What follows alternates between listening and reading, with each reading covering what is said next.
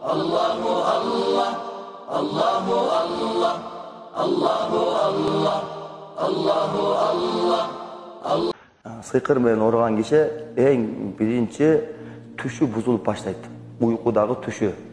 Түшүндө жылан, ит, жаш балдар, мышык, чычкан жана жакын өзүнүн жакын өтүп кеткен адамдардын түшүндө көп көрүүсү, же болбосо уктап баратып, уйку менен уйку эмесинин арасында колу бүтө силкинип чочуп ойгонуп кетиши, уйкусунун начарлоосу, уйкуда рахат таба албастыгы, анан жашоодогу симптомдоруна келсек, жүрөк жана баш. Жүрөк көп ооруйт, кысылат, сыгылат, баш мегирин сыяктуу бир бөлүгү, же оңу, же сол жагы, же төөсү, же чекеси аябай ооруйт. Анан жашоодогу дагы белгилерден бири жакындары менен келише албай калышы мүмкүн. Сыйкырдын күчү менен жалгыздыкты каалап калат, көпчүлүктү жек көрөт, көпчүлүк бар жерден качып калат. Кээде сыйкырдын күчү аябай көп болгондо өзү бир комнатасына кирип алып, комнатасынан чыкпай койгон учурлар болот.